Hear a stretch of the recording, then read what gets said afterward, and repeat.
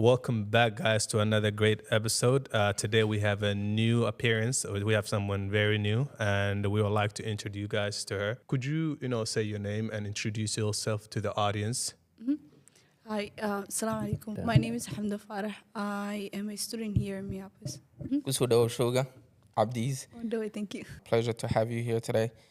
Waxaan rabaa inaan ku weydiiyo, what's one habit that you practice daily that improves your productivity, moodkaada, maxaa la dhihi jira, mental well-being, just, a habit that you would say this is what does all of that for me? I would say not necessarily being on your phone early in the morning. I know it's bad, but like try not to be and just do your morning routine, you eating, showering, doing your skincare, stuff like that, or just do your daily adhkars, your morning du'ats. Mm-hmm. So they would basically, help to protect you and calm you down. Yeah, so basically markaad soo kacdid hore telefoonka uga cararin. Yeah, no, don't do it. I'm guilty of Don't that. do social media. I'm guilty of that. I'll soo kacay, the first thing, telefoonka waay, bro. I just be looking at my phone what is new, what is new, what is new. Wallahi, I'm guilty sometimes, but I try not to. Yeah, and then not so much, but I wouldn't say social media, but newska. I just have a lot of New York Times, the Wall Street Journal, all of that. I just be reading what's new today. But in the news, it's nothing but bad news. Yeah, especially today's news. But you gotta know that. Dunka do so mana. How would you know? I don't want to know.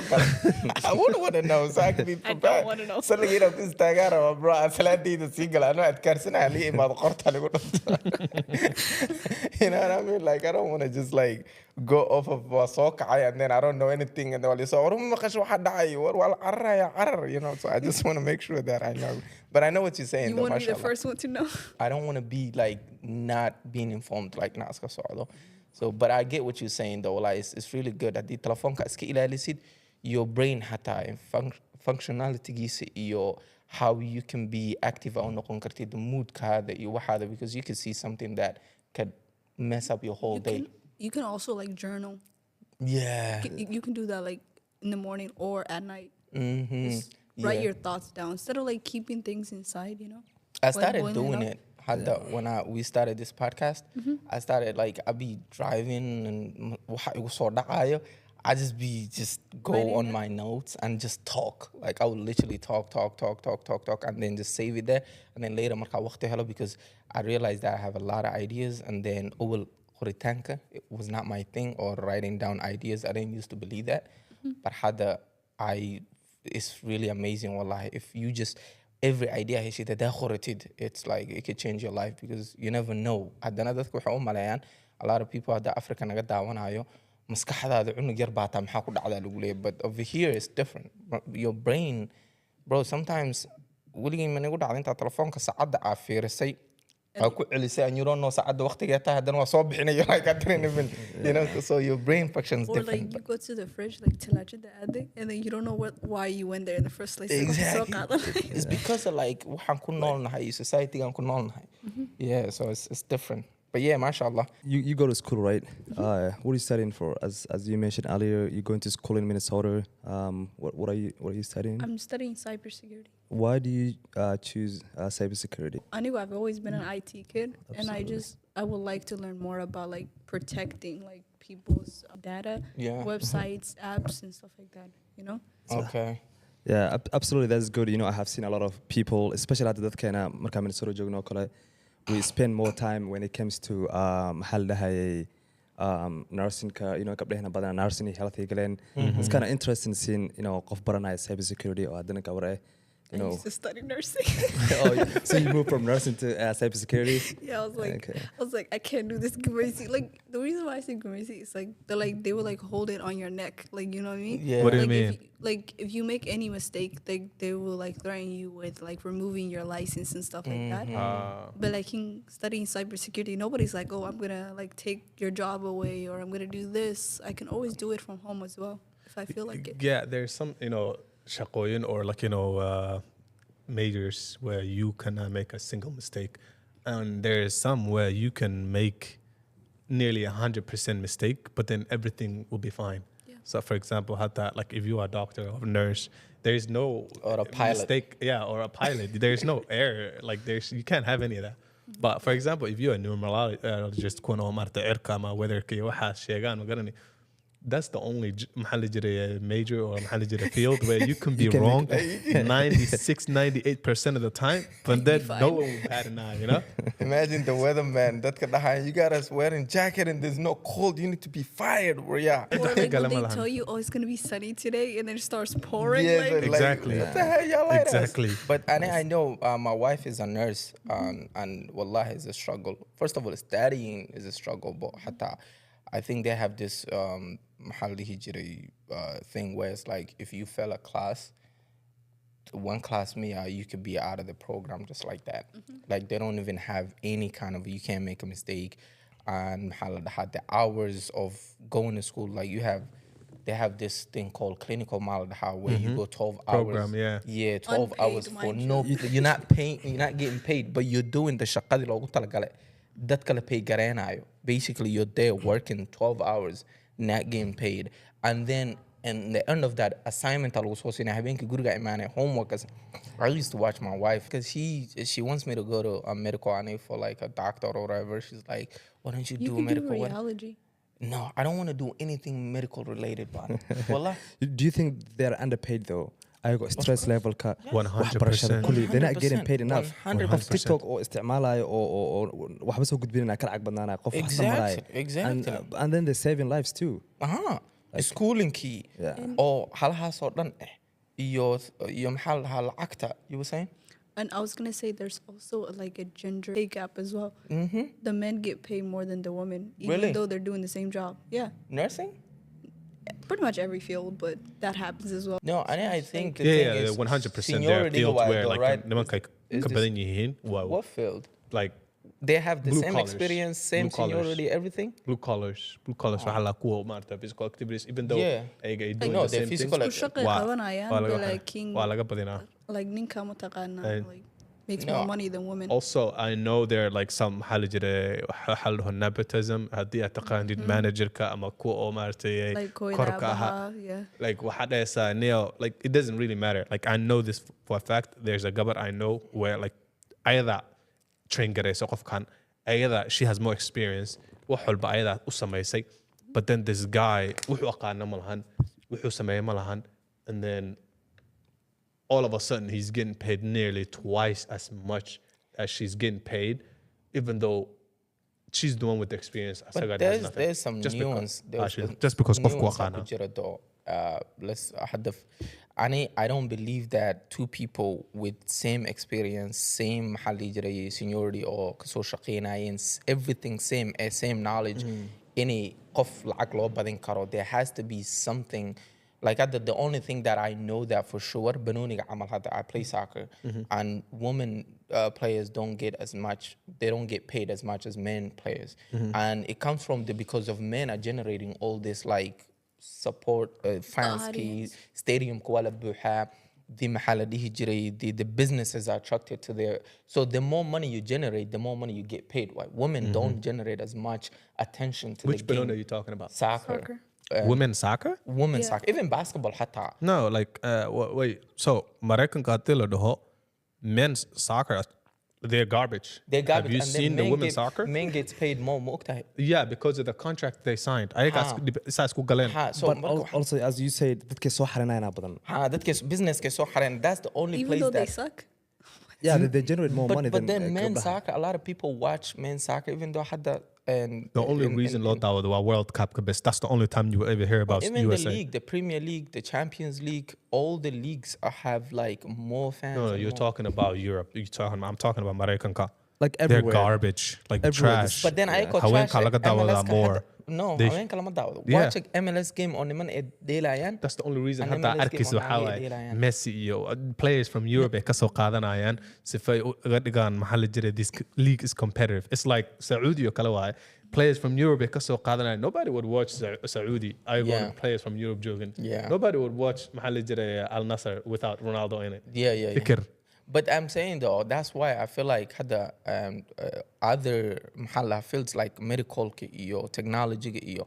I don't think men would get paid more than women just because of his man. Like especially هرتا أمريكا دحليدا you gotta sue that company because me and Yeah, if you can prove it, yeah, you would. You know, like if you Yeah. can prove, Also, but how would you they prove tried. it though? Yeah, they tried to like I don't want to say discredit, but like they don't really want you to talk about like income or finance with your coworkers. 100%. But like if they start talking about it with Arkay, and that's how they figure out like, oh, okay. Yeah. Even hatta there's a raise gap too. Like I Adam deal- people Yeah. get paid I- more than you. 100%. I see a lot of things which are maxaa la jiray hadday noqoto because at the end of the day HRs are not for maxaa la jiray dadka oo ka shaqeynayaan companyga wax walbo. they're for the company. So the things that I see waxay sameynayaan dadkan kale ku sameynayaan sometimes diabolical. Ani wax ma dhihi kari because I can see qofkan dadkan La waxay wada shaqeysan. qaadanayaan. And haddii aan dhaho wax baan dhahaa, I'm the one who hadhow You're gonna meesha laga- escape adaa lagu bixinaa. Ma fahantaa? Yeah, they throw you on So, But at like, the same time nimanka wuxuu ku fiican yahay markii imaado negotiationka like bonuska and marka maxaa waa shaqada ablaabaysid if you can speak Wait, why did you have that? Why Why- did you why- say that?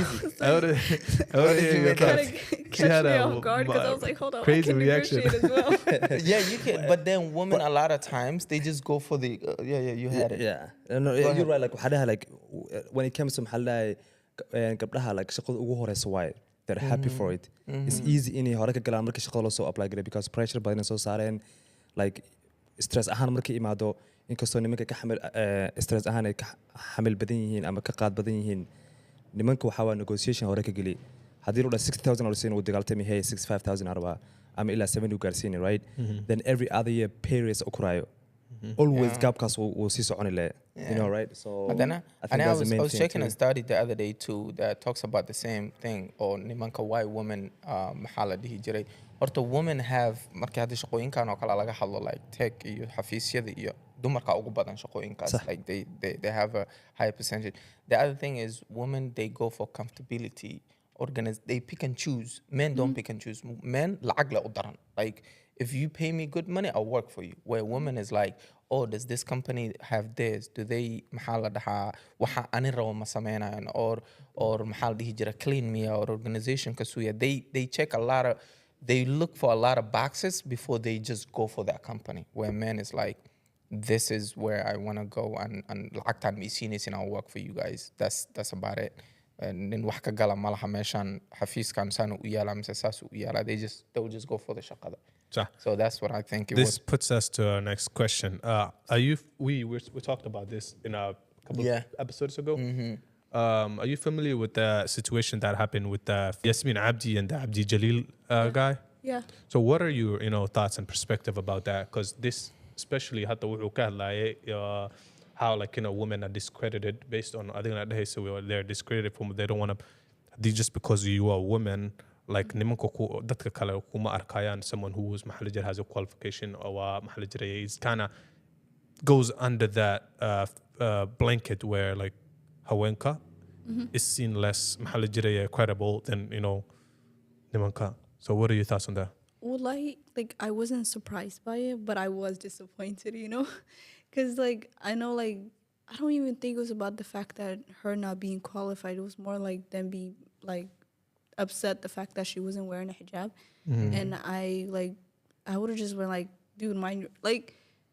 It was a little hypocritical because that kalo mataqana interview ka qaadin that wasn't wearing a hijab. So I was like, why is it important for her to wear it, but not everybody else that wasn't wearing it, Yeah, that's So- why I was gonna So- say. Yeah. Do you really think it's about the hijab? Because Maybe they were just, I guess they were not comfortable with the thought of like Gabardani, she's educated and all that stuff, right? Just one follow-up question because Yeah. about the hijab thing you said. There are a lot of Somali girls now. There's this trend going around at the Hayan. What was it? Hijab? Yeah. On So my TikTok. hijab journey. My hijab journey. Yeah. I feel like the deen itself is a journey, right? Uh-huh. But like it depends on how that person like grew up. Like if you were forced to wear something, obviously when you're older and you're an adult and you can make a choice for yourself, So- you wouldn't want that, right? So- So I would say like if you guys have like daughters and stuff like that, teach them about the hijab and the importance of it. 100%. But also give them the option to choose to either wear it or not wear it. 100%. Like don't force it upon them. I 100%. think that's why they're doing that trend. And that's the thing. Horta a lot of anaka Somali hadan hai we see hijab as an mahal waxaan dhahnaa haddii xijaaban tahay gabadhan she's mashallah, you know, but regardless of whatever that's going behind the scene, you know. Yeah. And a lot of times where I've seen gabdho on hijab xirnin oo maaragtay baashi, but then they're so much closer to the deen than kuwa oo maaragtay hijab xirtaan, not to put down gabdhahan hijab xirtaan. Yeah. They know, like especially in our western maxaa la jiray Society. mesh society, qof oo gabadh oo hijab xiranayso a million times goes through maxaa la jiray more difficult situation and maxaa la jiray struggles than gabadh oo hijab xiranaynin. And it's a lot easier for me and to say maxaa la jiray sidan way about hijab when I don't wear hijab, you know what I mean? Yeah. And then I talked to one of my cousin, Mia. She doesn't hijab miharato, and I was just talking to her. I was like, does it cause I could care less if you wear it or not. I just want it to come from you. I don't want you to do it because of, like, if you're wearing it, don't wear it because of people. And if you're not wearing it, don't say it because I'm doing it because I want to attract this or I want to attract that. Do it. Adi ilahi gada waye. Ilahi hada ka cabsan waye sawa qof kale uga cabsanay. You get what I'm saying? Like hadi aa xiratid u xiro because of ana jecel ilahi uga cabsanay. Hada xiran waye sidna u xiro because ana rabin ina iskaga si because ana rabin. Don't do it. So I was asking, I was like, are you doing it because of, like, there is a pressure? Are you scared? Like, why are you not wearing the hijab? And mind you, she finished Quran 4 times. Like, you know, so she knows all the Quran and everything. And she was like, no, it's just me. It came from me. And I was like, okay, as long as you know what you're doing, that's, like, in the end, قفل بيته وحو ربع ساعة سمعنا, right? Even the prayer, أدارب تدوا دكانيس, أدارب تمد دكانيس. No one can force you كودي لك روريات دكو أو لغو قراءة كرا. Because, like she said, واحد دي لغو قصبه. And I think I said one of my videos, marka yartahay wixii laga celinay lagu dilay lagu qasbay marka weynaatid freedom ka saraadinaysa. You're like, this I'm gonna show you. Hadda now that I have the xoogi and aqligi, I'm just gonna throw it away. You're not even gonna look for the maxay waxaan samaysaa, why am I wearing this, why am I aan xijaabkan u xiranaynin, why iskaga siibaya. Gabdho badan aan arko that do this hijab journey, it doesn't come from the hijab, it comes from behind the scenes of what they went through with the hijab. You know, it's like, oh, because of, you know, now ya ila hadli karo, I dare you, you know, ina wax idhahdeen waa ogahay commentiga wax ka dhehaysan. And I'm like, bro, are you, like, why are you so, like, angry towards people? This is you, your person. Waxa rabtid adina samaysid. But then I understand, you know, culture keena iyo Soomaalidana. So It's the pressure that comes from. maxaa soo marka shaashan gedigiin waaye maxaa ku dhihi lahaydeen, you know, the people oo dadka gabdhahan maaragtay Dhibay. ceenaayo oo maaragtay waxeenaayo markay arkaan all of a sudden gabar oo xijaab xiran jirtay baa xijaabkiis ka bixisay. I would say To all of you. I would say like instead of like policing someone else or focusing on someone else thing, like focus on yourself, like check the mirror. Like there are certain habits that sister might not have, but you have it, that would be considered haram. Like how about you try to like improve yourself? Girls do not want to hear any comments about the hijab from men. Like they don't want to hear it. So I was like, Yeah. if you're a man and you don't wear hijab and you are not as like a visible Muslim, just, you know, like mind your business. Just Yeah. let the sisters talk to them. Let their mothers, aunties, sisters, advise them. But as a man, like stay out of it. That's what I would say. But also diintu waxayna baraysaa, you know, inaan maaragtay when we see something wrong to point out and correct them, you know, because ilaah wuxuu quraan ku dhahay kuntum khayra ummatin ukhrijat linnaasi ta'muruuna bil ma'ruufi wa tanhawna 'anil munkar. Marka waxaa ilaahay maaragtay naga dhigay waxaan ugu nahay ummadii ugu khayr badna ugu fiicnaa, sababtoo ah waxaan iska rabnaa xumaatada, waxaana maxaa la jiray isfarnaa wanaaga. haddii maaragtay qof haddii maaragtay aad aragtid walaalkaa ama walaashaa maanta as dhehaysid, you know what, haddii aan qofkan wanaagan u sheego maybe nolosheeday wanaajinaysaa. Marka in that kind of situation, and we're not supposed to, you know, advise our sisters and our brothers when markay arkaan khalad ay ku jiraan. I mean, That is sorry. you're good. No, you should advise them, but do it in a private setting. Like mutakana, like you can say like, hey sister, like, or brother, ilahi ka'ab, so whatever. You can write that in the comment. But like, don't get too deep or too personal in a public place, as in like a comment or I hate whenever like they take someone's video and they're like, oh, I'm doing a reaction. I don't like that because dad mataqana arkin you hadana see tusaysa, so that's not good. I was like, it's better for you to just like DM them, call them, or find somebody that might know them in personally and be like, hey, for the sake of Allah, I'm concerned for you. Can you not do this? Or hey, this is not good for you. But like, tell them why. Male private, qofka kula hadal, not enough. Don't shame them. Don't make it public. Nothing like that. Mohammed? gotcha. Yeah, absolutely. That's what I was trying to say. Like, haddaa qof wax u sheegayso kale, private marka u sheegays, even they have more respect for you. Commentiga, usually dadkan waxaa sameynaa, I've seen a lot of people, they go to commentiga just to get likes in loo soo saara iyo kaftan ka dhigo.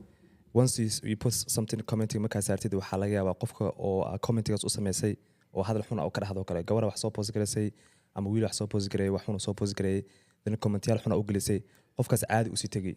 You know what I mean? Like qofku waxaa fiican inaa muxuu ahaa awaanisid inta u sharixi kartaa wax u sharaxdid in a private way, then he as I choose kara sida Cabdi sheegay oo kale, they're either gonna take it or not, but at least inta lagu talagalo waa sameysay oo xadiiska xataa uu leeyahay quraankan ku qoran tahay like inaa qofka private inaa wax ugu sheegtid ahaantaas oo qofka kaga ficnaanaya ma fahmino. That's true. And that will put me in other question oo markii imaado Mareykanka kale dadka markii imaadaan oo kale, right? What do you think is the biggest misconception laga qabo gabdhaha Mareykanka ku nool? That we're either not traditional enough or we're too westernized or we're masculine. What's that? Yeah. And me like, oh, American is Malaysia or some shit like that, you know?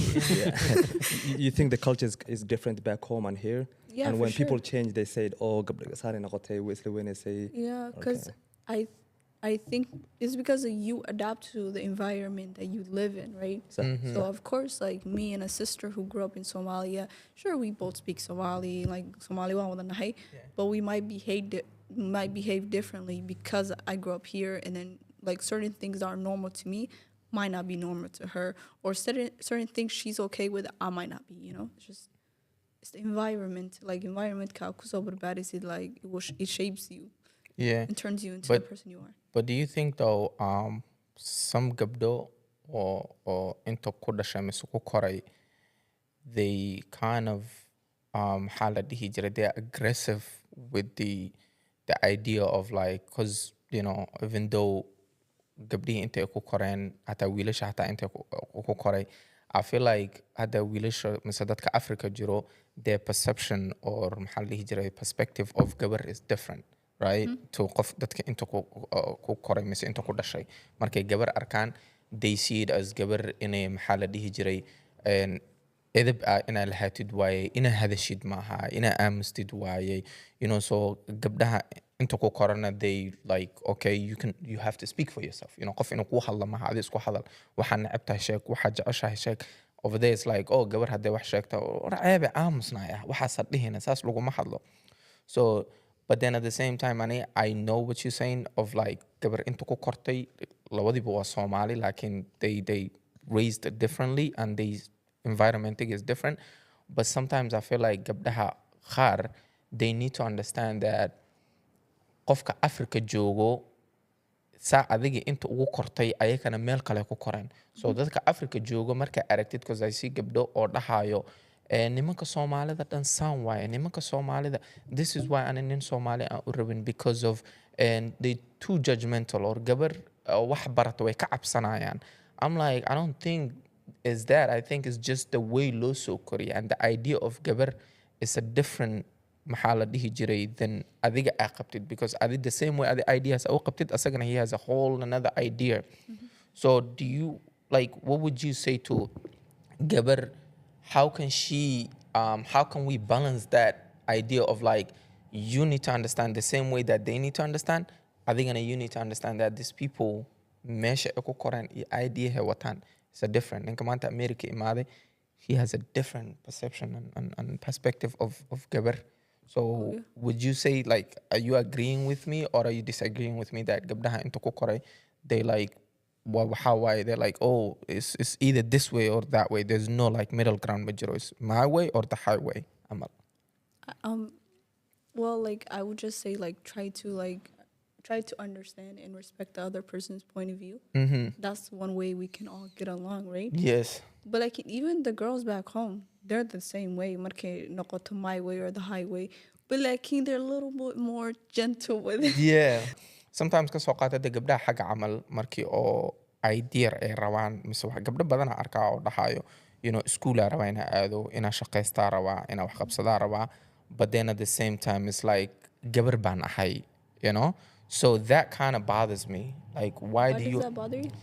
because why does qof inuu u dareemo ee tahay asoo wax qaban rabo I feel sorry for gabadhaas that she has all the ambition but then she's feeling like gabar baan ahay why do you have to add gabar baan because wiil saas ma ku daray right But here's the thing though, like marka dhahdo qof back home, like you're not understanding. Gabdhaha back home do not have the same opportunities as gabdhaha halkan joogaan, ma fahantay? They're held back, even though ay wax fiican achieve garan lahaayeen, as soon as gabar ay maaragtay ay like what 15 to 16 noqoto, the first mindset laga rabo inay guursato camal ay doonayaan. Inay maaragtay education inay because have you never seen some guys oo dhahayo back home dhahay gabar aqli leh ama gabar oo maxaa la jira educated ma rabo sababtoo ah naag waxaan rabaa aqli xun. Yeah, they Have you never seen that? So that's the mentality dadka meeshaas ay joogaan haystaan. Not everyone is like that. A lot of parents isku mid maahan gabdhahooda there like plenty of gabdhahooda maaragtay iskuulaadka geenaayo maxaa la jira waxbarasho geenaayo make sure they're maxaa la jiray carruurtooda inay wax bartaan but there are some oo maxaa la jiray ka reebaya just because ma rabaan gabdhahooda inay wax bartaan. yeah But hadda like mida gabdhaha hadda the one that you said they're that they say either my way or highway or the highway magarani I kind of maxaa la jiray disagree with that because a lot of times gabdhaha meeshan jooga magarani they want to maxaa la jiray think logically about themselves and the outcome that whatever the situation that you're providing or like suggesting will bring ma fahantay? So if like for example if you are projecting or telling the person an outcome that haddo ayaga harms them obviously we kaso horjeesanaya because they're thinking about themselves ma fahantay? Yes. And the long term yeah ma fahantay? It doesn't really matter and to me it doesn't really matter haddaa gabar tahay haddaa wiil tahay if you are able to basically qofkan aragtid inuu bini'aadan kala yahay that has a different mindset than you, that is basically another human being who would logically and theoretically challenge you, then you wouldn't even have the issue of that kan waa dad adag waay ma fahantay? yeah But like if you're thinking qofkan waxaan doonaa ka dhaadhicin karaa oo waxaan doonaa ka samayn karaa and then all of a sudden waa lagaa soo hor istaaga waxaa la yor waraab doonta dhinaca awoodad mehe dab u free and my that's what you will find ma fahantay? experience is different than maxaa la dhihi jira opinion soo maana qofka markuu wixii gabar hadda wixii soo experience garaysay oo la dhiil garaysa wiil oo ideadaas iyo conceptkaasoo kala qabo intay meel soo fadhiisatay dhahdo wiil Soomaali baan la dhiil gareeyay sambo ila dhaqmay I get it but then you never went through any kind of experience of like wiil waxaas kuguma sameyn or maada arkin wiil saas u dhaqmaayo you going off of like wiilasha Soomaalida sambay sameeyaan and I'm like okay before aad inta u fadhiisanin who are you referring like ma adeeg kugu dhacday ma qof aad taqaanay ku dhacday is there something that you can tell us prove like say anay saan ku dhacday mise saana anay maxaa la jir leela dhaqmay maybe it's the way their brothers behave like with them or outside of them like for Okay. example like I see the way my cousins date I see the way my male friends date and I'm just like you know what I mean? You're like, I'm not a fan of that. Like, maybe they're speaking from that perspective. It Okay. doesn't necessarily mean like this is what I experienced, right? But the thing when you said, when you were pointing out, like some girls back home say, I want to do all this, but I'm a girl. The expectation for most of them is for them to get married and become like build a home. Like, you know what I mean? Like, yeah that's what they think. Like, oh, you're a girl, you should just have kids and da da da. Like, I have my cousin. He's a professor in Somalia. He says, "Do you know how many times girls drop out of his class just because they got married?" yeah It pisses me off. But okay, like, that's really bad. that I does remember happen. like I used to live in Missouri, a very small Somali Mahalija community in Pakistan, and there were gabdho Somalia that like left high school because wala gursade. Why would you But then let do you even guys- until guursada xataa? You know what I'm saying? Yeah, no, that's a bad mindset in society. And the But thing then is, the- waxa guursanaya but dad the- weyn the- xataa maahan. Fiiri. That's the expectation from the parents. But then do you like, guys know what I think mean? though? The thing though, waxa qofka guursanaya qof ka weyn ma ahan hataa. Like it's a kid, same class isku jiraan. Asaga he's attending class next day, but like Iyada way And then maqan tahay. she- Yeah. Yeah. But then I'm like, ani what though misleedihin though ani cause mashallah married to a beautiful wife or school aaday oo waxeeda samaysatay and I wouldn't take any credit for what she did. It's all her, right?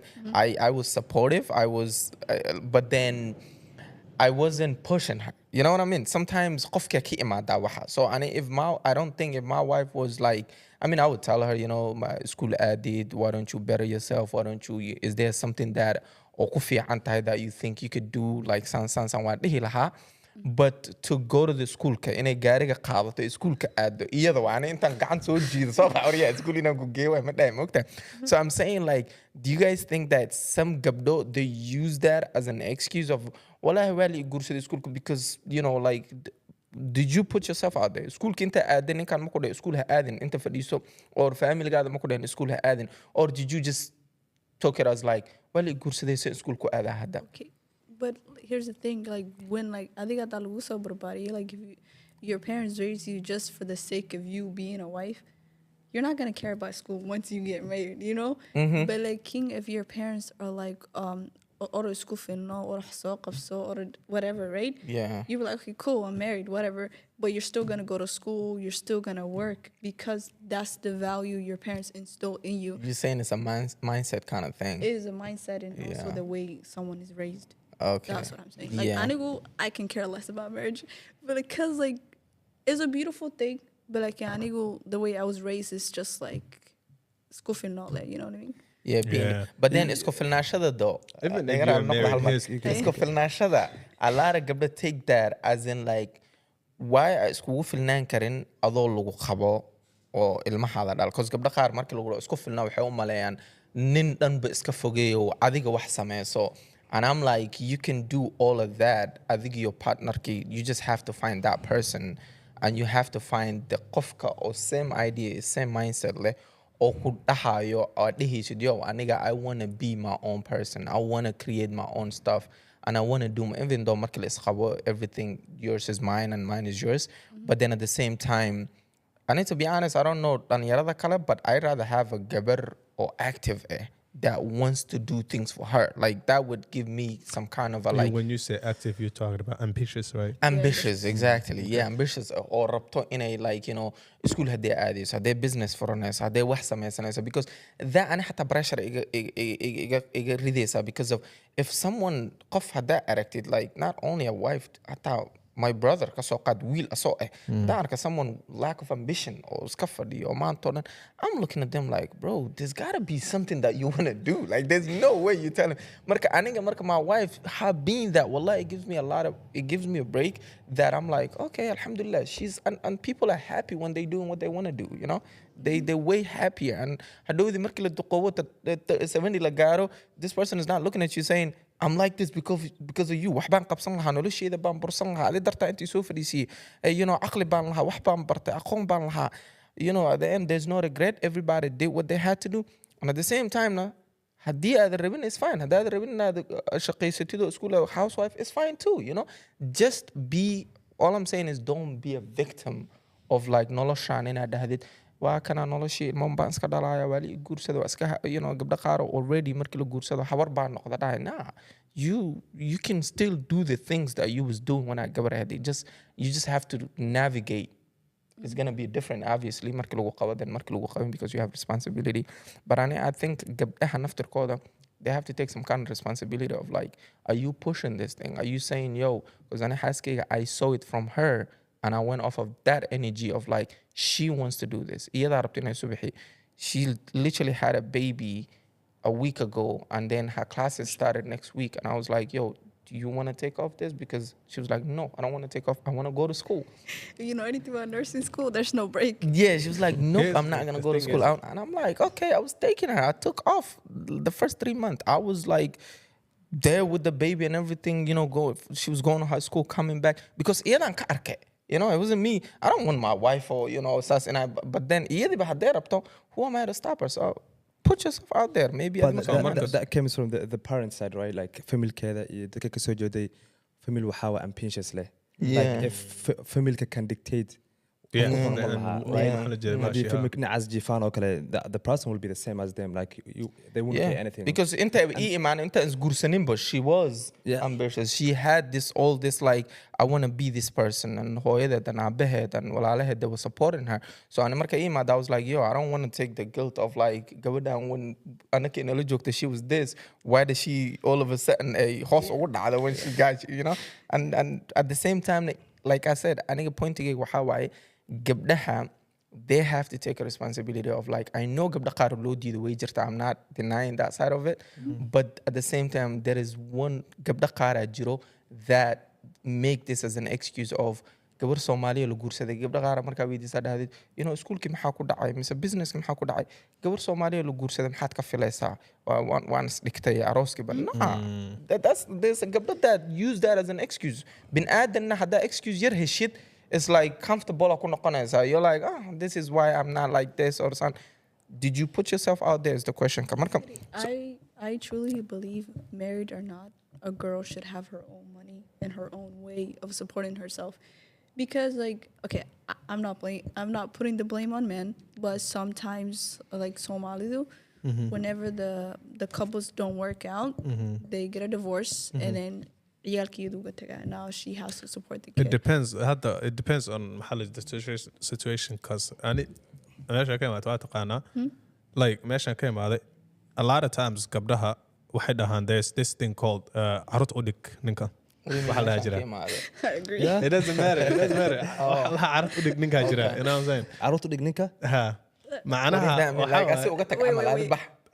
Is that from a stable life perspective? Or?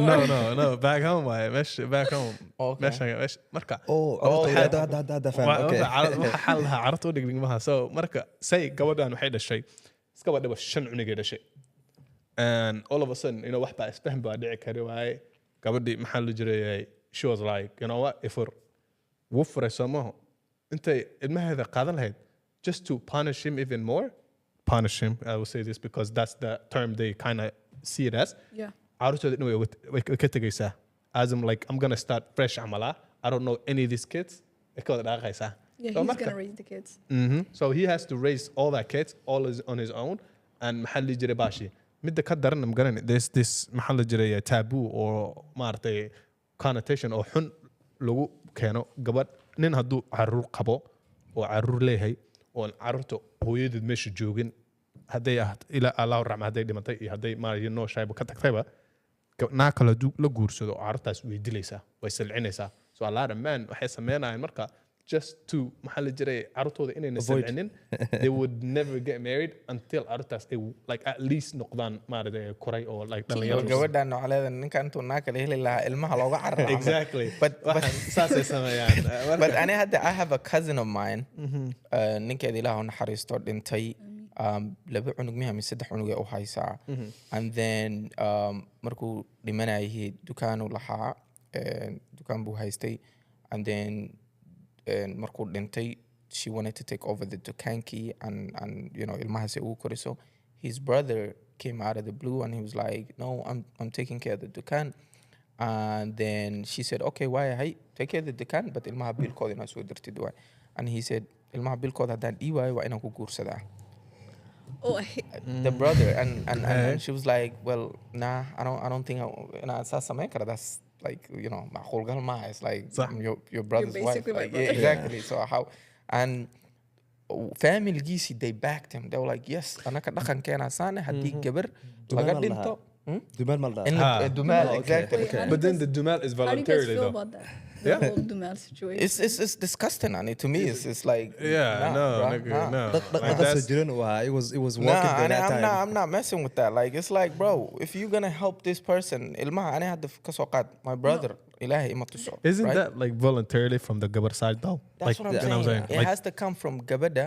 because But then, back then, like there's a history behind it, is because back then magarani dadka nimanka waxay aadi jireen dagaalo, waa la isku duuli jiray, waa la isdagaali jiray. So marka widows ka badnaa marka in order for maxaa la jiray loo arko caruurtan gabadhan loo arko part of the family because caruurta bes intaa loo arki jiray the part of the family gabadha qabiil kale leedahay la dhihi jiray the second husband ku dhinto she's kind of no longer part of the family la dhihi jiray so in order for them to do that waxay samayn jireen gabadhay dumaali jireen and then gabadha maxaa la jiray carruur ninka oo maaragtay ay dumaalaya caruurtan wuxuu arkay maaragtay ilmihiisii oo kale ko sababtoo at the end of the day walaalkiis baa dhalay and islaanta maaragtay caruurta dhashana wuu qabaa so marka that's how it, And I don't see know, the like positive. there could be a different maxaa la jiray bashi to it, but that's all see I know. some positive of it of like saa hadda sheegaysa haddii qofkan uu qof kala guursado ilmahaas in la abuse La karaya laga silcinin, yaabaa oo like nafaqado in la siiyo bajir ahaan in loo bahdilo gabdha qaar aan aqaana oo dhaxaya haddii gabar dhaleen nin kale haddii guursadaan hadhow gabadhooda inuu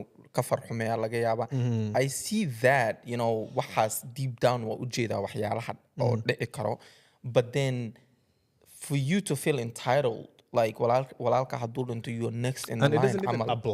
apply to this generation to this Yeah, day. It doesn't- like for you to that like doesn't be even like, okay, apply well, okay, anymore, wouldn't you is know what my, I'm I'm next in line. Like, hey, so like that's to make it obvious. It's crazy, you Next know. in line is So- crazy. So that's what I'm saying. Like some people they expect that. They're like, okay, well, okay, I'm Wiska sugan. They're waiting for they the wait that moment, like you maybe know. حتى إني ayaga حتى حاس قوانا laga yaabaa at that point right as you Ha, said like- إني family gabadha ka baxda lama rabo kaba soo qaad ani khaaliqo kale walaal aan ahay squabis ko aan ahay let me say dagaal aan galay anoo xaas loo ciyaal la dagaal kale waa soo dhintay right and then asan horu It's your responsibility to take care of my caruur though. Markas, like that's the rule they had. It It's your shouldn't be in a responsibility. gursatid In a gabadha. caruurtayda But ka take gabadha- listen. gabadha ciyaalka But la regardless, But then the thing is, if it's your responsibility to take care of my caruur, and then maxaa la jiray, you're taking care of my caruur every day, and the girl, you know what I'm saying, wax walba dhici karaa, voluntarily asks you, you know, like, you know, inaad idumaashaan rabaa. That's how it used to be. Or ninka weydiinaya inaan ku dumaalaan rabaa saad ka tahay. The gabadha would either say, oh, I'm okay with it, or like, I'm not okay with it. Regardless, because it that shouldn't come- responsibility is yours. Ma fahanto, caruurta, like, waxayna ma fahanto. أنا هاد sheekadan ii wadaa waxay tahay labada qof inay ka imaado waay right haddii gabadhaana ay rabto wiilkaana uu raba and isku qanacsan choice, yihiin yeah. yes at the end of the day haddii isku qanacsan yihiin, everything adduunkan saas waa moogta live your life go ahead and do it but there's no such a thing as hadda gabadhaas ciddaas dhan they don't bil ma siiyaan ilmahaas laguma bilo because of wiilkaanay diiday ayakana they like this is how we do things haddaa rabtid inaan soo join garaysid does waana she soo- have her own like way of getting income though? no that's why I No, said that's that. the thing. Hadda- Xoolaheedi dhan waaye. like, meesha aan ka hadlayo meeshaas waa Soomaano gabdhaha they put all their maxaa la dhihi jiray eggs in one basket like ninkaana wixii dhan lagu saaranaya biilkii noloshii nafaqadii and then qofkan human way anything can happen to But them here's wuu the- dhiman karaa but here's the thing. and then you wake up one morning and you're like oh shit ilmihii ani ina caana helna waay and so gabadha that's why u fiicanta nina hata comment kusoo qoray one of our videos oo dhahay a lot of families they don't invest in gabdhahooda educationkii waxaas because of gabadha haddii la guursado once la guursado gabadha familiga wax ay kusoo zaa'idinaysa malaha Damn. laakiin wiilka markuu wax haddii la baro oo kasoo qaad wiilkaada haddaad takhtar ka dhigtid you still wiilkaada still wax buu kusii siinaa laakiin gabadhii ninka guursaday unbay wixii dhan ula tegaysa and I'm like okay isn't that a The funny saving? thing is though, it's not even the truth. Because like the amount of girls I know that like sent money back home just to support their parents and grandparents. Of course. Like, gabdhaha laleeyahay waxa ma soo tarayaan, they're the main ones. So I haddana don't get mideeda it. kaleeta adhahay waxay tahay mataqaanaa gabar ani haddaan dhalo right if I have a daughter oo gabadheyda aan korinayo shouldn't it be one of the maxaa la dhahaa situations aan ka ilaalinayo for her to like not rely on anybody like that should be number one thing like gabadheyda saan uga dhigaa inaysan qof bin aadan u bahanin and that comes with the educationka gabadha wuxuu siinayaa opportunity oo hadhowdii ninkan guursaday xataa haddii la saybo wayba la tagtaba wixii dhan way la aaday ninkaas iyo reerkaasi la aaday ninkaas hadduu ka dhinta gabadhaas familigay kusoo laabanaya hadhow adi inaa biishid waa gabadhii ilmihii laakiin iyada hadday wax baratay aqoonteeda leedahay businesskeeda leedahay kuuma baahna iyadaa waxeeda qabsanayso So- now you don't have to deal with other kids Even iyo if waxaas. she has kids, kids are technically like kind of drawn to more to the mom side of the family anyway. So that's like, you know, the next generation or Yeah. whatever. Yeah, so wouldn't you say this whole like thing starts from like fundamental basics amala from xaafadda markii aad yar tahay like so for example haddii adiga oo maaragtay waalidiinta ay sidaas soo sameyn wouldn't you like encourage your kids and maxaa la jiray develop in a way that like this would apply today. wallahi ma fahantay waxa ka wada logic has to ata Because- hadii lagugu soo koriyo wax logically ina markaa weynaatid ilaahay caqligaadu expand gareynayo soomaano your brain is just not gonna be like meel wax ku jiro oo halahan you have to open up caqligaada inaad ka isticmaashid waay dhaqankan ma ku soo dilay mise ku soo fiicnaysiiyey where did this dhaqan society-ga dhaqankan intuu gelinaya hadda maanta haddaad gabadhaadii waxaadii everything that we talking about negativity haddaad dhahdo oo waan kusoo koray I'm gonna keep this dhaqan hadda ka hore waxaa xasuustaa there was this sheekh oo masaajid naga tujin jiray and then sheekhii wuu dhintay ilaa u naxariisto Allahu raxmat. and then wiilkiisa the kid doesn't pray waxaa waaday in his 20s uu ku jiraa waa iska khayila sigaarkiisu iska cabaa this guy is like he's on in adduunkiisu iskaga jira asaa la soo qabta la dhahda inaana tujisid waay just because of aabihiisa imaam ahaan jiray I'm like yo See you know salaad. imaamkii salaada 15 minute late nahay imaamkii ordaayo salaadna lagu qasbaayo la soo jiidaayo so that kind of hadda marka waxaas ma dhaqan fiicana in la dhaho imaamka wiilkiisa un inaan sugno waay salaad naga bixiyo no it's not diinna ma qabto dhaqanna ma qabo qaarkood ma taqaanaa technically like qofku markuu geeriyoodo like hadduu muslim yahay muslimiinta la aasaso hadduu gal yahay gal la aasaso qof ayna garanayaan inuuna salaad tukanin inuuna soomin iskaga dhex darayaan xawaasha Soomaalida.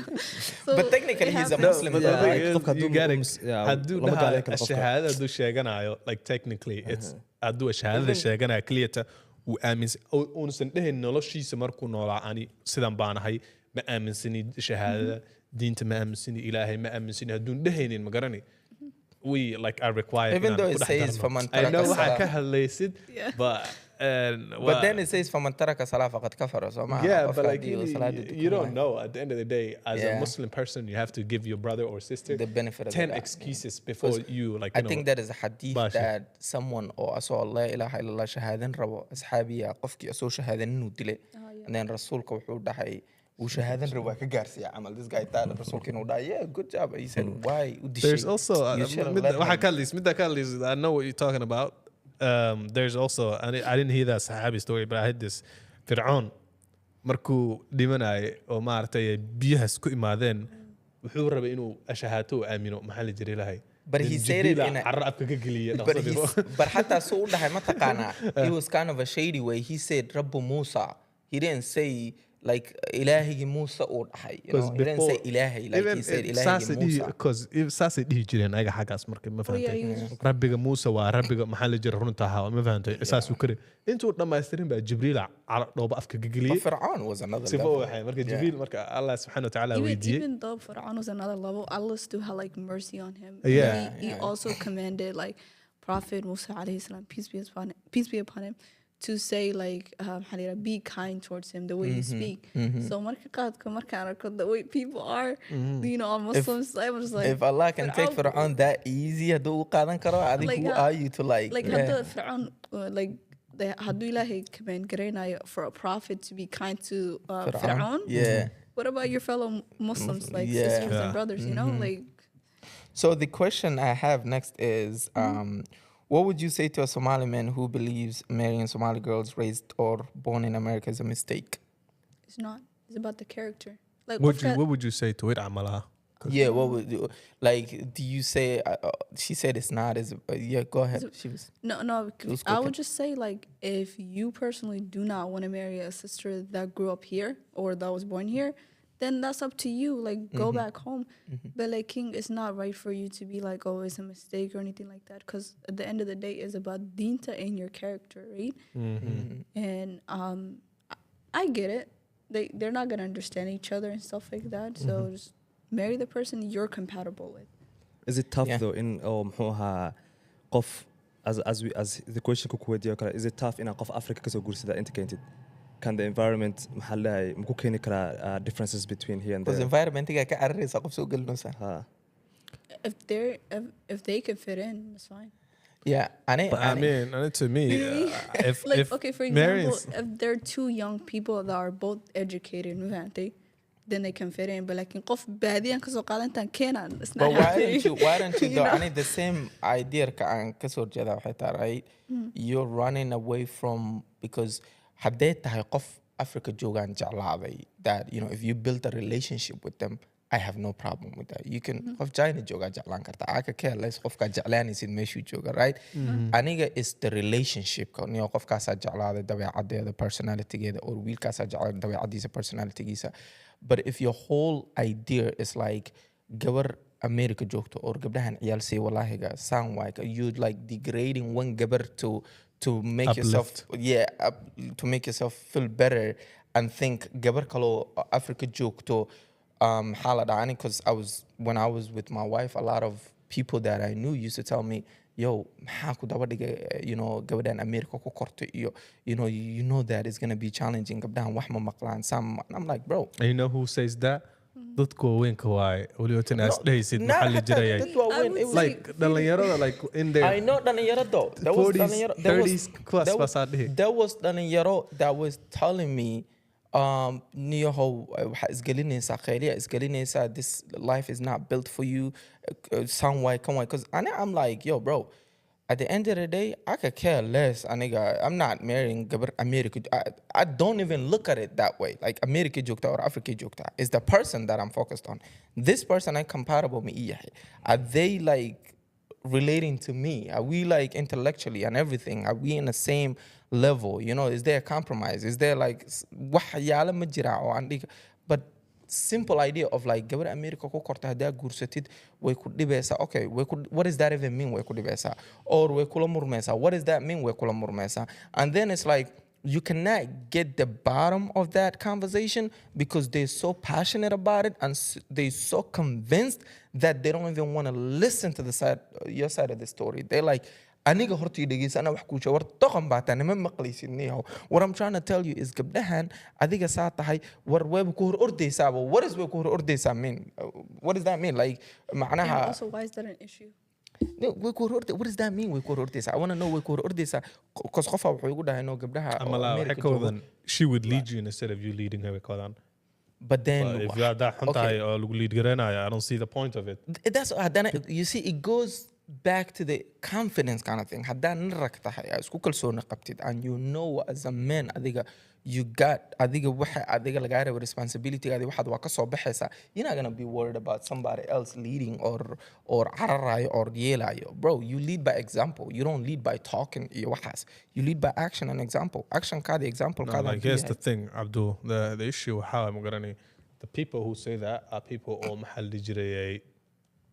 or first of all you will not hear a single married man give you those kind of advices first of all and if you see this person married man he doesn't even know the first concept of what it's like to be married advice you know haddana conclusion oo hadda waxa ma taqaana since they arkeen resultigi wife-kayga iyo aniga saan ahay hooyada ku soo duceysay no it's not she's not getting the credit exactly it's like hooyada ku soo aad waa duceysan tahay you're one of those duceysana tahay no I've been telling you it's not that hard in gabar inta ku kortay aad guursatid oh because ani inta ku noolaa where do I China deganahay America deganahay I went high school here I grew up here so you understand each other exactly so why would I gabar oo joogto Africa that I don't even we're not even relating into like the way I see marriage and relationship either different out high and I want somebody who sees the way I see things I want somebody that I'm not going to victimize I want somebody that or a lot of times that challenges me that takes me out of my comfort zone Fidi, do you think marrying a sister that lives back home who's not educated is considered victimizing them who's not educated. Yeah. I want to clarify one thing. A lot of people said on our last videos, yani dahay gabdaha Africa jogo wax ma baranin mise. That's not what I'm saying. I mean, they are educated, but there are some who are not. My cousins, I have cousins who are teachers. I have cousins who are nurses or Africa jogo, right? They are educated, but what we're trying to say is the mahala daha wiilka America jogo. We know opportunity America iyo Africa way kala tahay wiilka America joogo markuu guursada gabadha Africa joogto idea I'm not going to speak for all of them but most of the people that I see idea waxa waaye ninkan has a higher gacan or maxaa la dhihi jira a little bit privilege oo haystaa because of intuu jooga than gabadha Africa joogta. And gabadha Africa joogtana, she's, I don't know what I'm saying. Do you guys understand what I'm saying? Yeah. Like, Yeah, do you yeah. guys No, get but that's the point? only because dadkan xaggaas jooga waxay u arkaan Maraykanka inuu yahay meel oo like wax walba maal walba yaalaan. That's the only thing there Yes, is. Some but of you can حتى someone noqon put- kara arranged marriage Wait, حتى I noqon have Go a ahead. question though. You said you didn't want someone that you're gonna victimize. So what is that? to Yeah, you? that's going back to my point. Victimize, what I was talking about is, so aniga markaan gabdhaha badanaa oo Africa jooga, my way of things is gabar walbaa la hadlo, they put, they don't ask me qofka ahay waxa aan qabto and san is just because of America ku noolahay and America ka imaaday or America ka socda ka imaad ma ka socda. It gives me that kind of like they're already settled. Like it's like, oh, there's adi waba isguursanayna. It's like, bro, for you to say somebody in a guursadaan rabaa, I it's think like I kind of understood what you're talking about. You're talking about when you say victimized, you're talking about someone already isku arkin they're maxaa la jiray below me amala. exactly. Ani waxaan rabaa qofka Like mentally. So when I was single, a lot of gabdha aan la hadli jiray, one thing that I used to look at is like, can she, like, haddii maanta ani wax ay igu aragto, does she have the balls to like come to me and be like, yo, Check you, basically. yeah, like, yo, like, waa edab daran tahay, you shouldn't be doing things like that, you know? Or is she like Iska inta aamuste. iska aamuste arkaysa, and then she will let me just do the mess up, and then and then one day boom explode, and then maalinta qaraxda is like for, you know what I'm saying? Like we could have solved this problem maalinta koowaad haday celin lahayd But like oo ay jagaran lahayd. Shouldn't you also keep yourself in check? But I'm Right, human but though, then right? here's I'm the human thing. though. There's I some, get, humans like, get comfortable. There are some things that you don't see in a hunyahay, or like, you know, you just doing it your whole life that you don't even see it as a problem, because when you're conditioned to doing something, like at some point you see that as the norm. But dadka kale markay ku arkaan waxay dhahaan newa waalantay waxaan lama sameeyo saa sameyn, or sidan mehe sidan waay, right? If you don't have somebody who would basically check you or like, you know, tell you like how things are, or like, you know, basically like correct you when you're wrong, amala, then they're gonna let you continue being wrong, mantoran. Exactly. And then you go there with society, although khaldan as kumalanaysa inaad saxanta the whole time. I used to do that, and then I realized like, okay, I have to stop, because I used to just go with the flow. You know what I mean? So, And then I realized I was like, okay, cool. This person is like not listening. when you go with the Let me flow, right? You're not helping the person Exactly, you're not whatsoever. helping the person. So I had that with my wife before had that and is gursanin. One problem that I used to have is I'm a bad listener, right? Like and can that's see one of the worst things that a human being can. Wallahi, I'm a bad, like I'm The shade, I can see. Wallahi, Go ahead. so But- my wife isla hadlayna sometimes, and she's telling me, and I think what I'm trying to do is hadalka markuu qofka afkiisa ka soo baxabo, I'm trying to calculate everything and then come up with the answer. I don't let this person let them like land. Or tell me like, yo, waxana sameys, and I think waxan ay sameynaysid is good for you, and sense qofka markuu wixii dhameysto I digest garaysid hadalkii, you respond different than hadaa horboodid. By the way, you're not the only one who does that. A lot of men do. It's so And if, hard. I learned that. Us girls don't like it. I Like, for know. example, like she comes up to you and she's just venting, just telling you about her day. I'm gonna match yourself to that A, B, C, D. Like, we don't want that. And it just two things listen. is, one is that not listening. Two is when she has like a problem sometimes, and she tells me, I feel like waxaan kasii fikiraa meeshaan problemka dhegeysan lahaa halkayaan kasii fikiraa, and sometimes she don't need the help. No. She has it figured out. She just wants you to listen. So and I'm like, as a man, I'm like, okay, this is my time to shine. I'm like, what do you have? What's the problem, baby? Let's I go used to solve think, it. I mean, And my she's wife- like, who told you I need to? But, you to yeah, that's solve the it? same. I used to think when my wife comes and vents to me, I used to think she's coming and telling me her problems, as in like, I need you to solve it, Hamala. So I would do like listen, and I'll tell her word for word, "Waxaan hasameyn and sidan hasameyn," and she would look at me like, I just want to talk to you. Bas ita ani kuma dhihin ciise be. Exactly. Wallahi. You my therapist عمل واحد. Just listen to me. Let me vent. Yeah, and I would be Because, like, I feel like us girls, we figure things out by talking about it. You know what I mean? Just letting Yes. it out. Not so much. I because learned when that. you tell me like waxaan ba haysta like sanay sida baan sameeyay, but like waxaan I'm over here thinking what the solution could be to your Exactly. issue, And you know? conclusion so that you كده don't إنه- have this issue again. And so قبل بتاعنا okay, what can we do about it? And she's like, No, like, no. like trust me, I learned that as well. Like, I know when I want them to solve it, I'm like, okay, can we solve this? If I just want to vent, I'm like, just please don't do anything else. Yeah, so that's why I said قفك مركب victimize كماشا's okay man.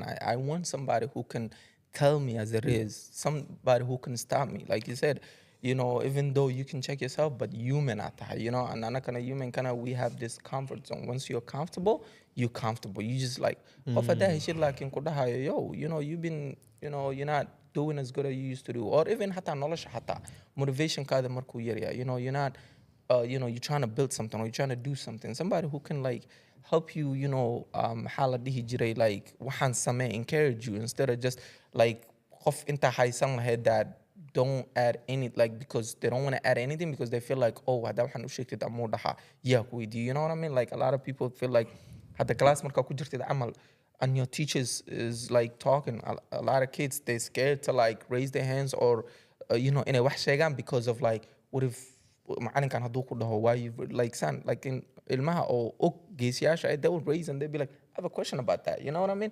So it's that's what I mean by victimizing. I just want somebody who can So you basically want someone with confidence. confidence and someone who comes from a perspective of like yo I'm another human being too. You know what I'm saying? Like my opinions matter. Like kadang guri gadana I'm not just gonna buy a guri and make all the decision of that guri gas mesha like this I want her to be like, okay, why guri mesha sloga gada? Why mesha sloga decide? Why are you spending this money on this guri? Like I want somebody who can like join the conversation and discussion in the end الرجال قوام واي انك يا responsibility جي وحله بتجود opinion كده هنا لا قبلها بدنا أنا feel like especially قبلها أفريقيا opinion كودا وإسكو إليان they just keep it to themselves. Yeah, because do you know how many times moms be like, nah, shut up, you know what I mean? Do you think perception or marriage inuu yahay inuu ninka boqolkiiba boqol noqdo ama gabadha boqolkiiba boqol noqoto when it comes What to does that like when it comes to like hey ninkan wuxuu ku fiican yahay he's like 45% of waxyaabuu yaqaana gabadhana 65% la imaanay, you know what I mean? Like waxbarashada markii imaado aqoonta iyo like kaba soo qaad ninka wiilkii gabadha markii yahay gabadha waa qof carab badan, right? Like she get mad easily, she have problems. wiilka waxaa laga rabaa inuu fahmi karo like they need to be like comparable inuu noqon karaan, right? Like qof is not 100% like hadda soo Abdul sheegay kale like ninka kaligiis ma noqon karo boqolkiiba boqol gabadha kaligeedna boqolkiiba boqol ma noqonayso. So like to make it easier waxaa waaye gabadha inay wax la imaan karto adigana wax la imaan kartid. I'm not talking about financial aspect, I'm talking about like the way of life marka imaado, right? Like inuu qofkii uu percentage wadan karo, but I'm not like expectation kama noqonayo inay Because gabadha at the end of the day, both of you have packages. Like I know there's so positives like, and opportunities too. It's not one person clear ta qofko maartay dhibaato soo maray experience life sameeyay ama maartay wax ku soo dhacay malaha. You guys are learning as you going, right? And one thing I do is that I think my wife either I always try to like not be mad when she's mad. Like even I don't care how whatever that she does at that time, I try to like cause لو وقف الدي it's like karkaran. No one is gonna stop that, no, right? Yeah. So do you hold grudges? no, I don't. I look at it either because of Gabada. I know that emotionally they build different, and you know they have times where they just feeling something just for this. I'm not scientific or I don't want to mahalat hijra, but sometimes they just like she's just having one of those days. I read a book. Was it a book or an article more where it's like they say Gabda they have a season. You have to learn your wife's season. You know. Bishi, there is like stages. Yeah. 4 weeks. 4 cycles. Exactly. So you have to learn those mahala. There is a time where she's all about you, happy, this is, and there's a time she just like wahawi decent, which is like, what did you just say? Like, you know? So I try to learn those things. So I would say it's like learn the trade or qofka gursatay and try to don't like guess things, don't just go off of, but then the biggest thing is hanaqa. Don't as a man is your responsibility. One of the things or nimanka ikaga fiican yihiin way dumarka, that you have to understand at the end of the day you have to control yourself and be like, okay, maybe now is not the time, because dada arkaysa qofkan asigiya frustrated wuxuu leeyahay san you know what anaaba rabo bina arintaas kaala hadlo san waxa adaaba dareed sameeyabo. You're not helping. You know what I'm saying? Yeah. At that moment, it's just for you to just be like, okay, how do you want me to do it then?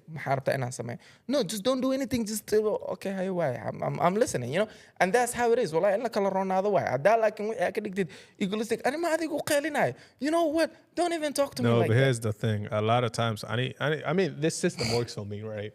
The system. Yes, it's a little system that I built that works for me, right? Mm-hmm. Anything that happens outside of my hafat event would never be a problem in my hafat. For example, right, I'll be at work and I would have a heated conversation with a coworker or something. I'm not feeling that I come home regardless of how mad I was.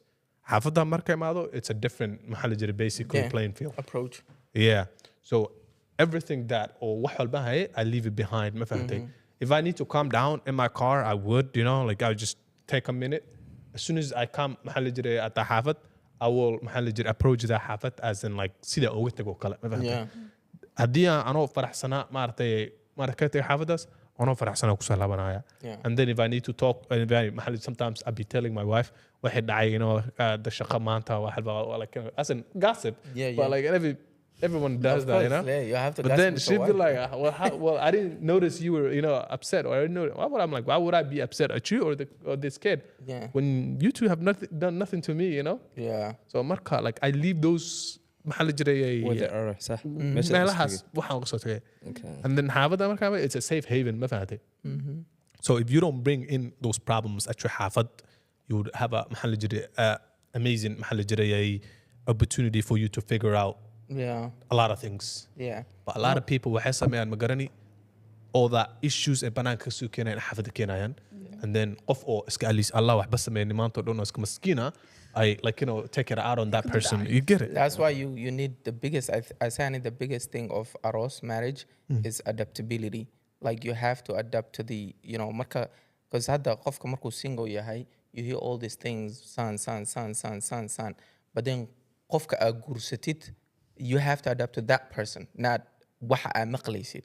Qofkaas wuxuu yahay ina ahaatid wa. You have to look at that person and be like, okay, this is what moodkooda uu yahay. This is how they feeling today. This is what makes them happy. This is what makes them sad. This is how you can cure when they are happy. Like markay xanaaqada, I have a way of my wife markay xanaaqsantahay to make her smile. I figured that like she can be like, maybe sometimes she's way xanaaq and when I cannot, I just leave her alone and I'm like, deal with that. But if I try to make her smile. If I can make her smile and that's it, well, everything is smooth. Holiday the safe way. If she doesn't smile by the experiment too.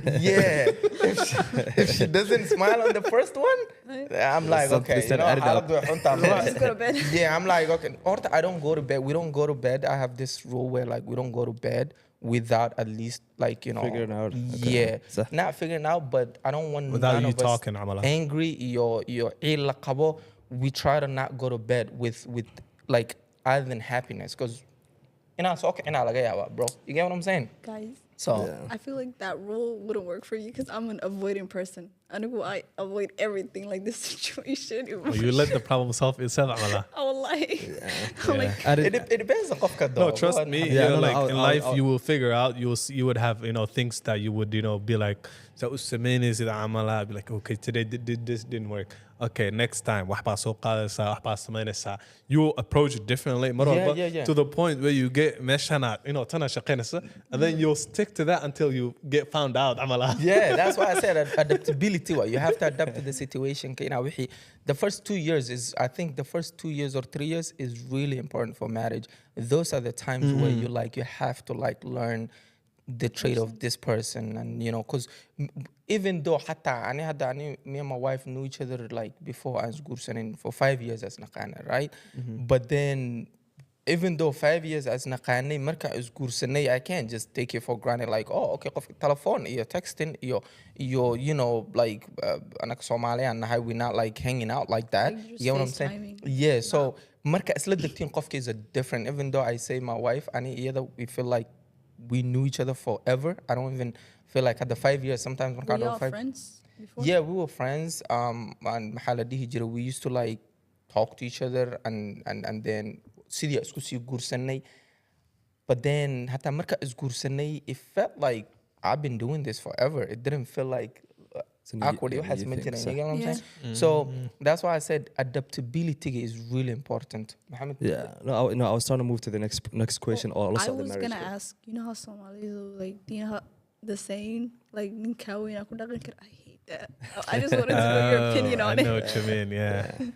Nin- So, no, it's I know how to So Somalida saying. waxay dhahaan magaran nin ka weyn baa ku dhaqi kara. what does that even mean Meaning You know, qof qof ka oo weyn da'daada aha ha guursanin camala. Always marry someone oo ka weyn camala.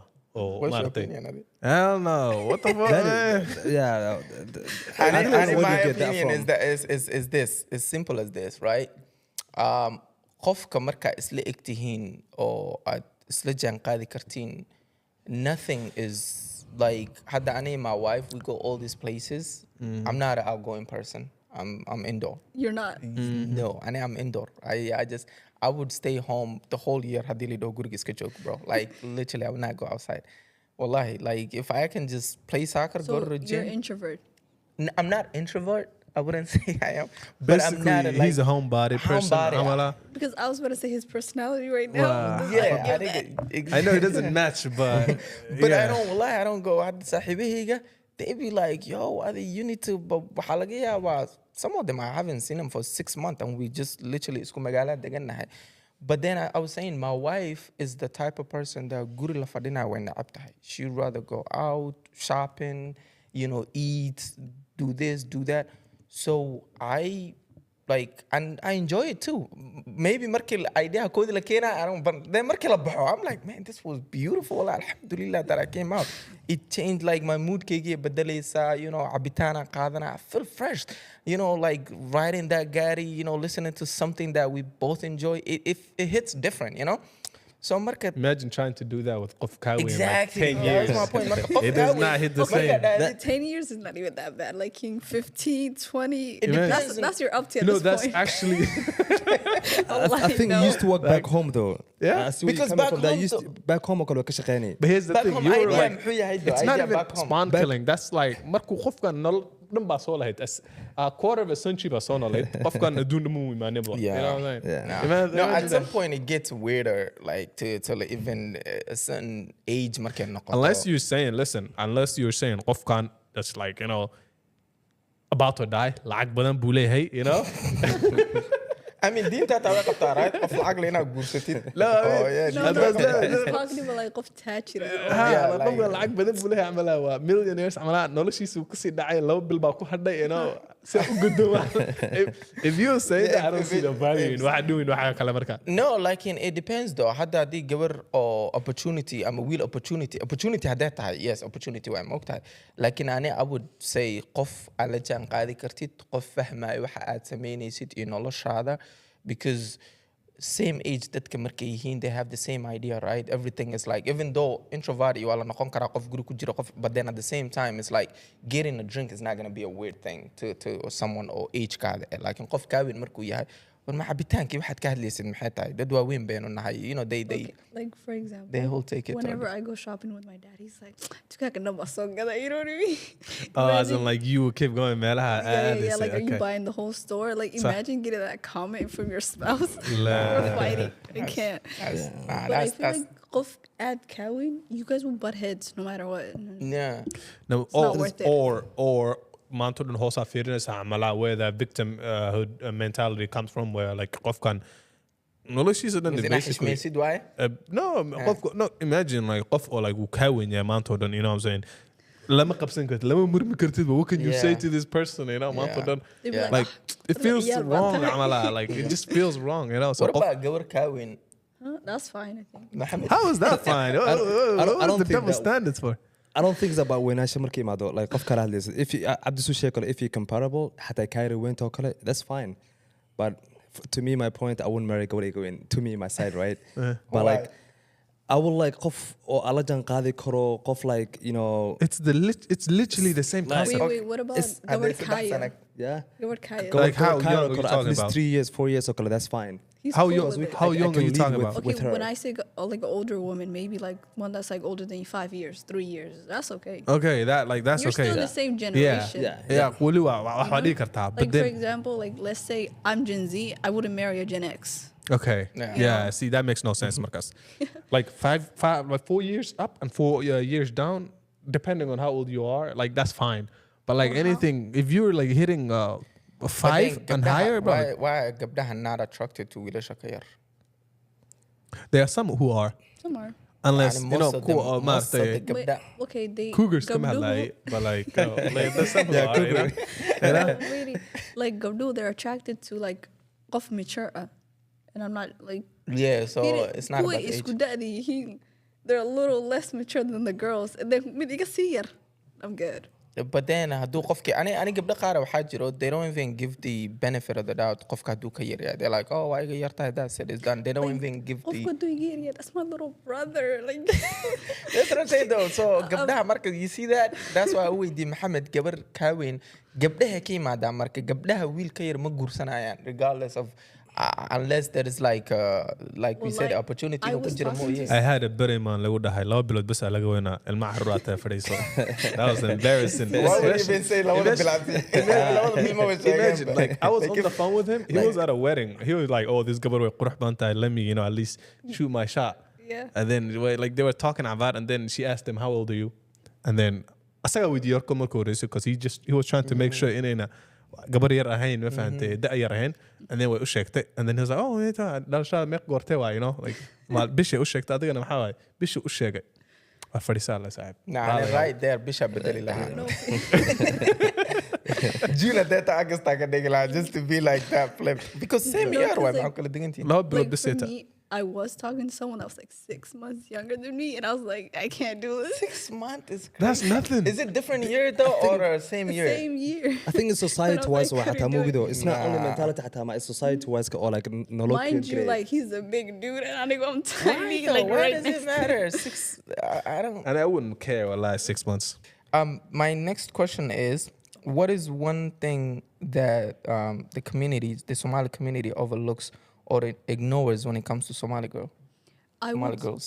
I would say their mental health and also substance issues, because like for example, I don't want to say that guys are comfortable talking about their substance issues, but like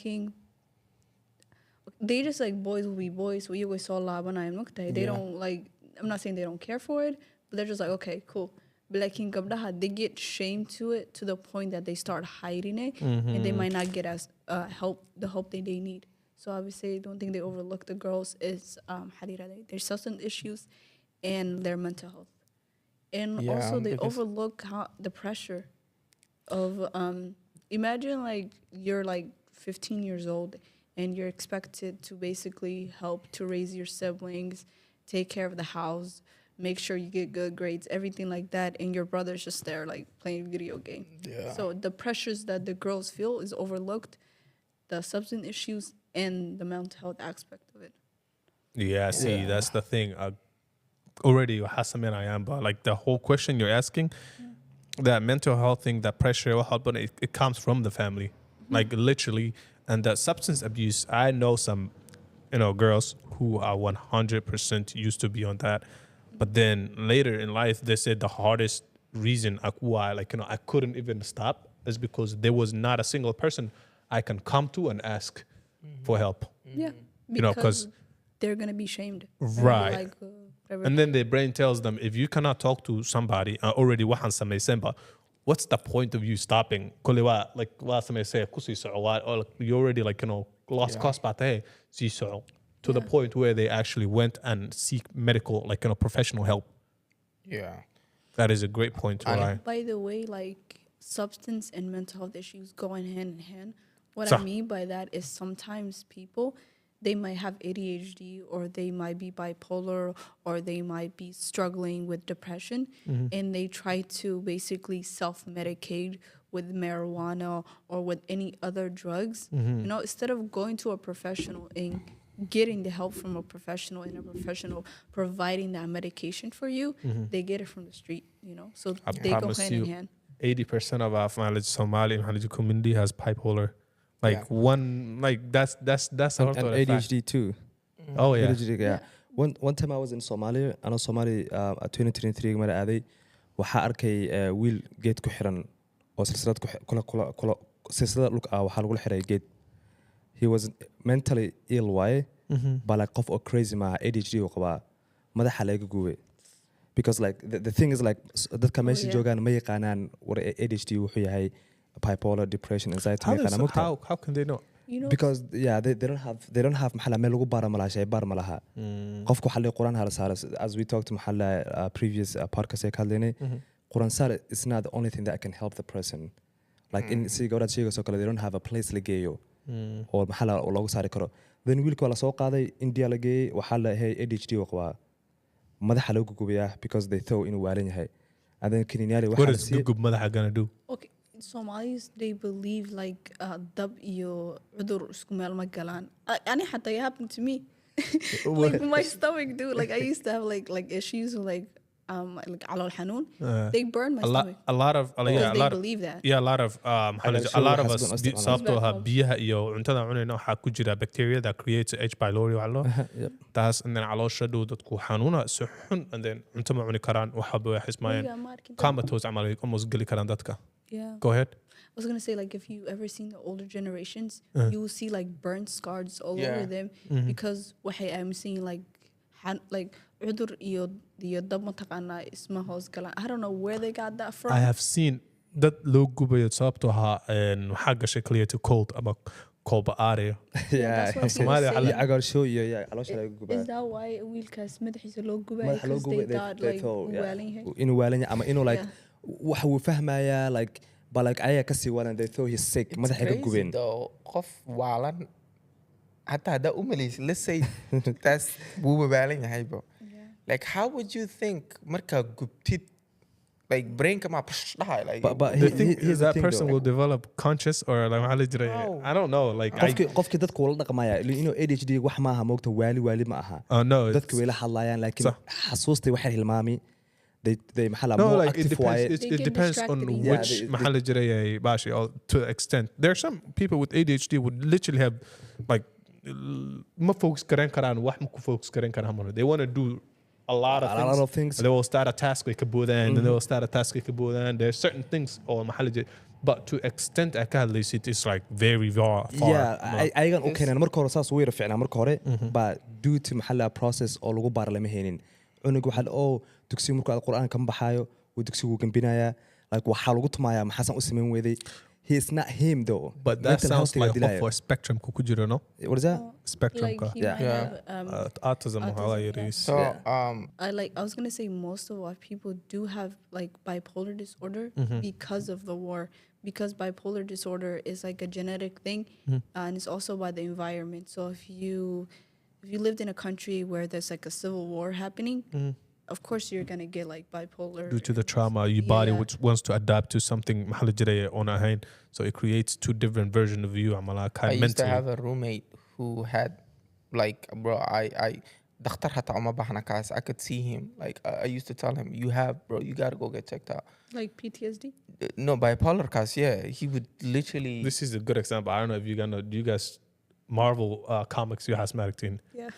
Moon Knight midka laha maaragtay oo maaragtay waxiga wada magaranay he was a maxaa la jiray marine buu ahaan jiray dagaalo badan buu soo galay marka he has huge like you know maxaa la jiray bashi it's schizophrenic amala ma fahantay bipolar so he has 3 different versions of him but like he was the same person but those people magacay kale leeyihiin ma fahantay yeah so mid waxaa lahaa Mark mid kale saddex waa but like he was the same person ma fahantay and then in the maxaa la jiray comics waxay rabeen inay dadku si fahansiiyaan camala cudurrada maaragtay dadka saasoo kale ku dhici karta and then waxay magacyo usii kala bixeen different characters bay ka kala dhigeen so marka when this character waxaa waay waa iska waa caadi waa normal military maahan maba dagaalami karabo the second character waa maxaa la jiray very maxaa la jiray when you say maxaa jiray combat wise waa very dangerous lethal waa ma fahantay like you don't even he doesn't even need waxba uma baahno qof xabad haystu gacantiisa ku jira but I know it's like exaggerated but like ini waa lethal waa the other person ma garanay wax oo maxaa la jiray waxyaalo kale waxa wataa uu tuuraya ma fahantay so marka even though like you know qofkan the same person you have same training same walba haysto one of the characters waa qashin haraanteedii saa la dhaho dhulka ku dhaciyo wuu bari dad kale so marka that's like a great example I can give or somebody or schizophrenia maxaa la jiray wixiga bipolar ka amala weynka qaba waay yeah but some people take it offensive though marka ku dhahdid ma taqaana spectrum ka ku jirtaa yeah marka dhahdid yo but you can't say that to somebody especially no bipolar ahaanka ahaana ka wada qofka marka aragtid they switching up one minute they have this personality and then the next minute you're like how do you go from this to this you know that's not necessarily bipolar that could be like a personality disorder yeah it's schizophrenic waa dad oo isla hadla ma fahantay but askan ku sheega asaga he's schizophrenic bipolar waa waxyaalo badan buu isku jiraa so isku sheekayni or like well for example bipolar waxa weeyaan like for example this person one minute he's happy and then the next minute he's really sad he's contemplating suicide all that stuff that's what I was there's a balance to it that's what this person had like they will literally one minute they like just this person or you think okay alhamdulillah they figured this shit out and they good and then the next minute they're like my whole life is like this and that and I'm like they're like sad they just they wanna some hajra marko like all of a sudden was lahadsin like well, you guys are good amala and then all of a sudden next thing you know the next day kulama hadlayan why what happened well didn't we talk about this no you're not good and then all of a sudden Monica was there so I know this person like I don't know what to like what's the issue what their deal is like kagabso amala tartib all of a sudden ayak so wayan let's go hang out like let's go do something I'm like I can't figure you that's out what I mean waqtiga nagu yar I think we literally this next question is we're not going to spend a lot of time on it I just want to know your mahala opinion kada why do you think many Somali girls seem to prioritize the wedding more than the marriage? Well, that's kind of... Do you even think that is? Like Somali girls, do you think? Like no, because it depends on the girl. Some girls rather just get the nikah done, go on a vacation. And some girls do win the wedding, the big day, whatever, because that's just something they grew up on. It's not just a Somali girl thing. It's also like, it's just a girls thing. In general, yeah. But then do you think though, I social media as well. Yeah, I get the idea of like, because we're so good to the right. And I had a big wedding, and I did it simply because of my wife. I had in my opinion, I wouldn't do all of that, but I did it because of my wife, and it meant a lot to her.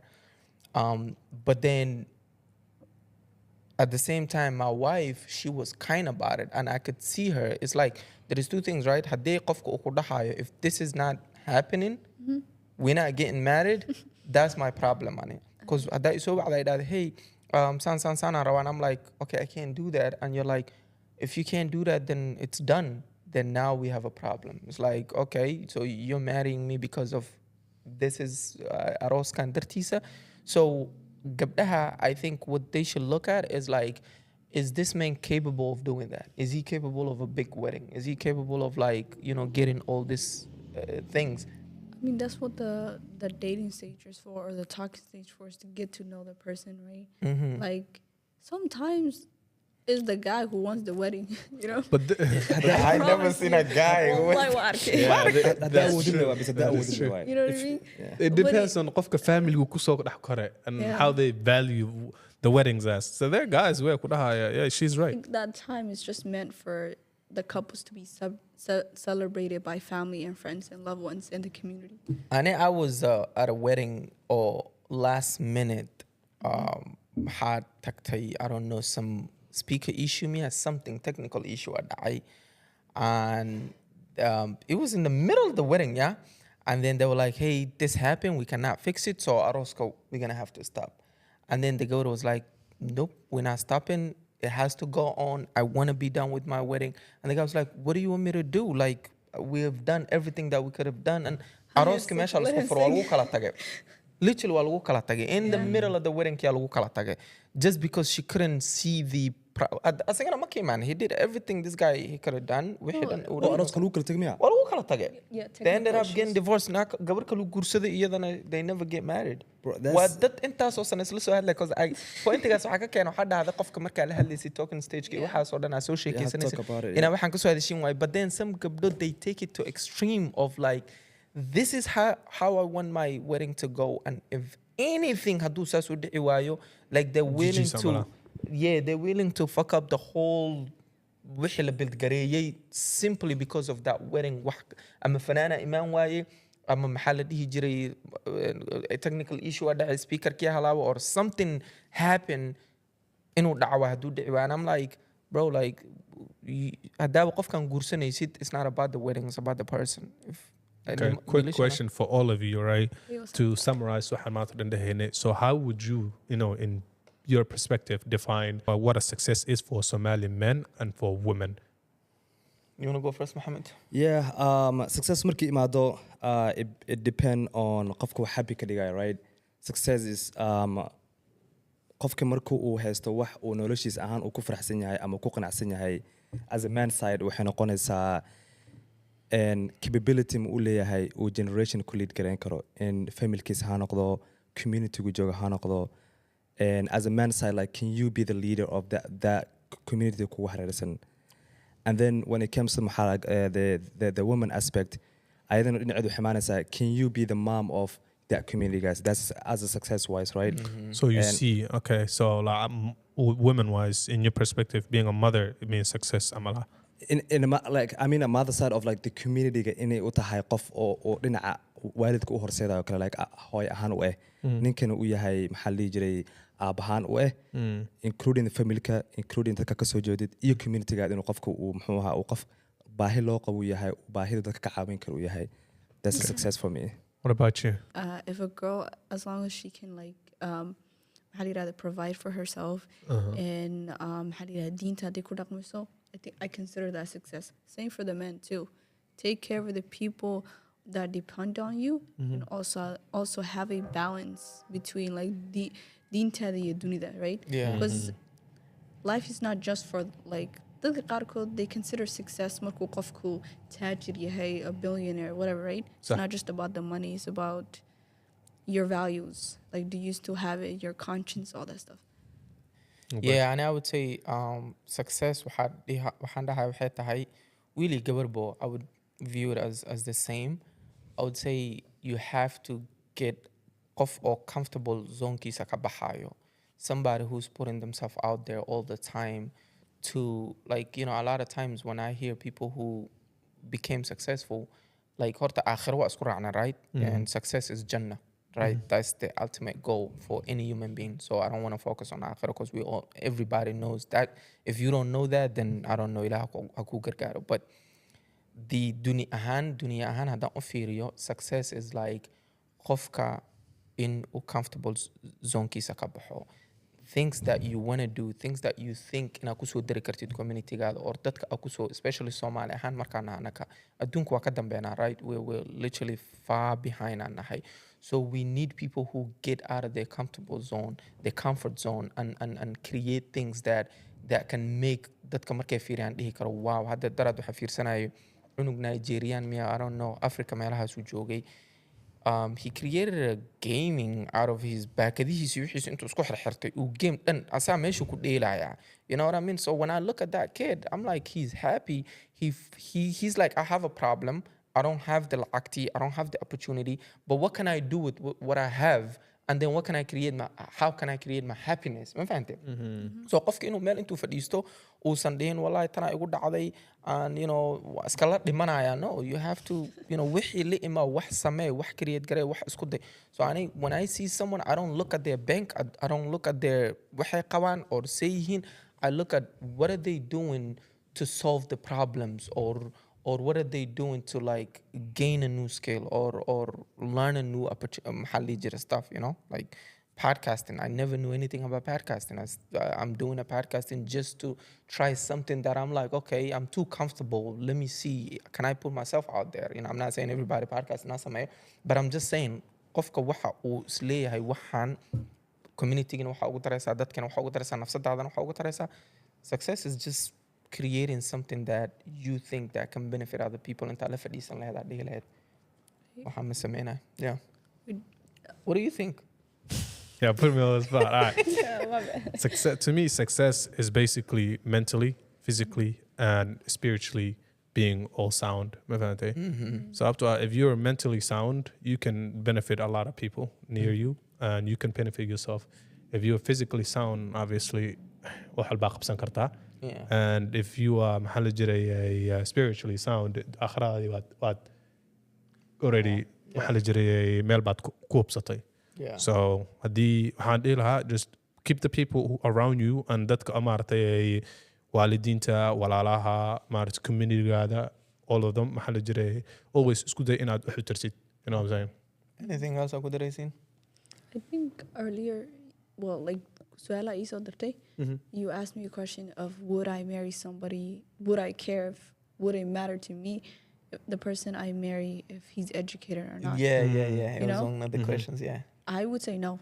As long as qofku responsible yahay, that's enough. Because my dad, he does not have a college degree, but he is the smartest man I've met. You know what I mean? MashaAllah. It doesn't Mashallah. like dad badan waxaa jiro oo kasoo qalin jabiyay Ivy League colleges are, you know, not so Yeah, smart. yeah. So just like it depends on the person's skill and are they capable of providing for themselves and etc.